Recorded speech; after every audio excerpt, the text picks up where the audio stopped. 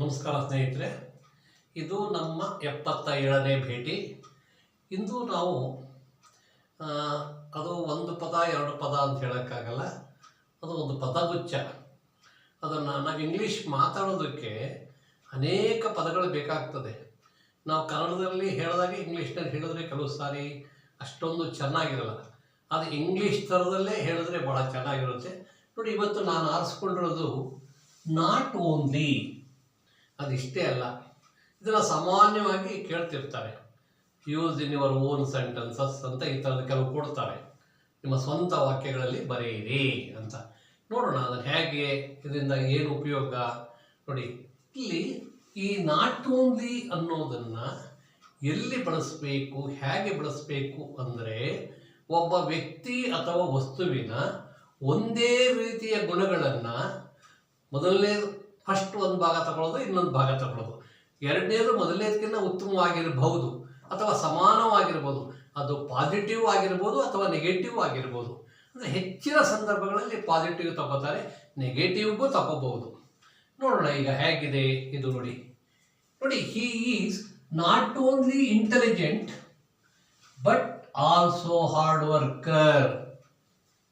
ನಾವು ಸಾಮಾನ್ಯವಾಗಿ ನಮ್ಮ ವಿದ್ಯಾರ್ಥಿಗಳ ಬಗ್ಗೆ ಅಥವಾ ಪರಿಚಯಸ್ಥರ ಬಗ್ಗೆ, ಅವರ ನಮ್ಮ ಆಫೀಸಲ್ಲಿ ವರ್ಕರ್ಸ್ ಬಗ್ಗೆ, ಪ್ರೊಫೆಸರ್ಸ್ ಬಗ್ಗೆ ಮಾತಾಡ್ತಿರ್ತಾರೆ ಜನ.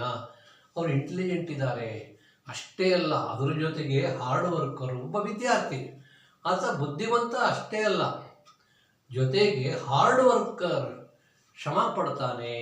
ಇದನ್ನು ಹೇಳ್ತಾರೆ.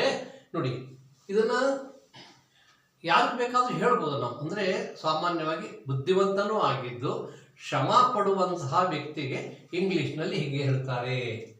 ನೋಡಿ, he is not only intelligent, ಅವನು ಬುದ್ಧಿವಂತ ಮಾತ್ರ ಅಲ್ಲ, ಬಟ್ ಆಲ್ಸೋ ಹಾರ್ಡ್ ವರ್ಕರ್, ಕಠಿಣ ಶ್ರಮ ಪಡ್ತಾನೆ. ಹಾರ್ಡ್ ವರ್ಕರ್, ನಾವು ಅದಕ್ಕೆ ಕನ್ನಡದಲ್ಲಿ ಹೆಚ್ಚು ಹೇಳಿದ್ರೆ ಹಾರ್ಡ್ ವರ್ಕರ್ ಅಂತ ಹೇಳಿಬಿಡ್ತೇವೆ.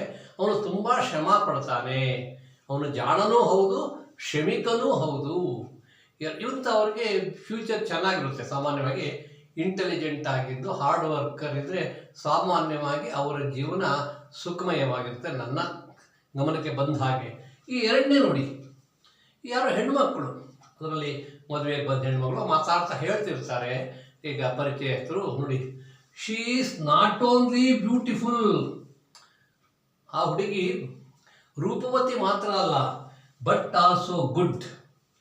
ಅವಳು ರೂಪವತಿ ಹೌದು, ಅದರ ಜೊತೆಗೆ ಗುಣವಂತೆನೂ ಹೌದು, ಒಳ್ಳೆಯವಳು ಹೌದು. ಅಂದರೆ ರೂಪವಂತೆ, ಗುಣವಂತೆ. She is not only beautiful, ರೂಪವತಿ ಮಾತ್ರ ಅಲ್ಲ, ಬಟ್ ಆಲ್ಸೋ ಗುಡ್, ಅದರ ಜೊತೆಗೆ ನೋಡಿ, ಬಟ್ ಆಲ್ಸೋ ಗುಡ್. ಈ ಬಟ್ ಅನ್ನುವ ಪದ ಸಾಮಾನ್ಯವಾಗಿ ವಿರುದ್ಧ ಅರ್ಥವನ್ನು ಕೊಡುತ್ತೆ. ಸಾಮಾನ್ಯವಾಗಿ ನೋಡಿ, ಹಿ ಈಸ್ ಇಂಟೆಲಿಜೆಂಟ್ ಅಂದ್ಬಿಟ್ಟು ನಾವು ಬಟ್ ಅನ್ನು ಸೇರಿಸಿದ್ರೆ ಬಟ್ ಇರ್ರೆಗ್ಯುಲರ್, ಅಂದರೆ ಕಾಲೇಜ್ಗೆ, ಶಾಲೆ, ಕ್ಲಾಸ್ಗೆ ಸರಿಯಾಗಿ ಬರಲ್ಲ. ಬಟ್ ನೋಡಿ, ಇಲ್ಲಿ ಬಟ್ ಜೊತೆಗೆ ನಾವೇನು ಮಾಡಿದ್ದೀವಿ, not only but also. But ಅನ್ನುವ ಪದಕ್ಕೂ ಬಟ್ ಆಲ್ಸೋ ಅನ್ನುವ ಪದಕ್ಕೂ ತದ್ವಿರುದ್ಧವಾಗಿದೆ. ಏಕ ರೀತಿಯ ಗುಣಗಳನ್ನು ಪ್ರದರ್ಶನ ಮಾಡೋದಕ್ಕೆ ಬಟ್ ಆಲ್ಸೋ ಹಾಕ್ತೇವೆ, ಆಲ್ಸೋ ತಕ್ಕಿದ್ರೆ ವಿರುದ್ಧ ಆಗ್ಬಿಡುತ್ತೆ. ನೋಡಿ, he is rich but stingy, ಜಿಪ್ಣ. ನೋಡಿ, he is poor but lazy, ಬಡವ ಜೊತೆಗೆ ಅವನು ಸೋಂಬೇರಿ. ನೋಡಿ, ನೆಗೆಟಿವ್ ಹೇಳ್ತಾರೆ ಇಲ್ಲಿ.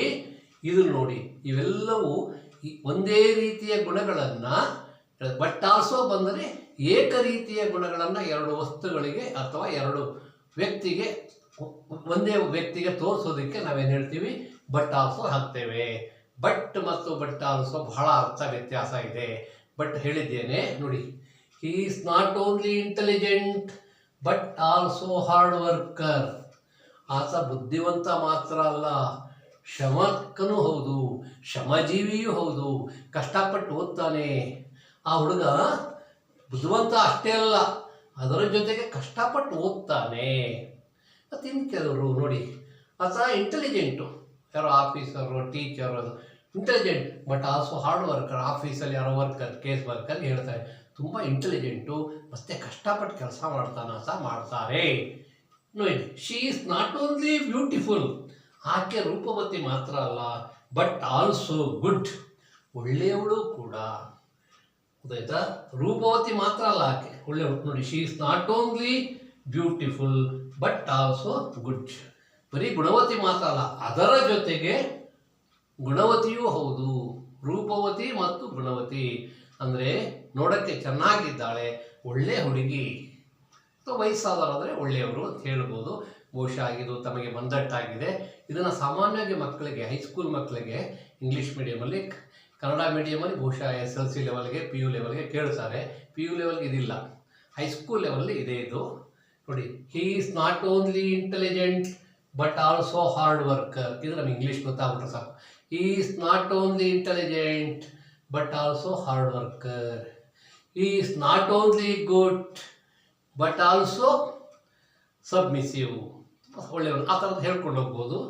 She is not only beautiful but also good. ಬಹುಶಃ ಇದು ತಮಗೆ ಮಂದಟ್ಟಾಗಿದೆ ಅಂದ್ಕೊಂಡಿದ್ದೇನೆ. ಇದು ಬಟ್ ಆಲ್ಸೋ ಅನ್ನೋ ಅರ್ಥವನ್ನು ತಾವು ಗ್ರಹಿಸಿದ್ದೀರಿ ಅಂದ್ಕೊಂಡಿದ್ದೇನೆ. ಬಟ್ ಮತ್ತು ಬಟ್ ಆಲ್ಸೋಕ್ಕೆ ಬಹಳ ವ್ಯತ್ಯಾಸವಿದೆ. ಅದು ನೆಗೆಟಿವ್ ಅನ್ನು ತಿಳಿಸಿದರೆ, ಇದು ಪಾಸಿಟಿವ್ ಐಟಮ್ಸನ್ನು ಒಬ್ಬ ವ್ಯಕ್ತಿ, ಒಬ್ಬ ವಸ್ತುವಿನಲ್ಲಿ ತಿಳಿಸುತ್ತೆ ಬಟ್ ಆಲ್ಸೋ. ಮುಂದಿನ ತರಗತಿಯಲ್ಲಿ ಭೇಟಿಯಾಗೋಣ. ನಮಸ್ಕಾರ ಸ್ನೇಹಿತರೆ.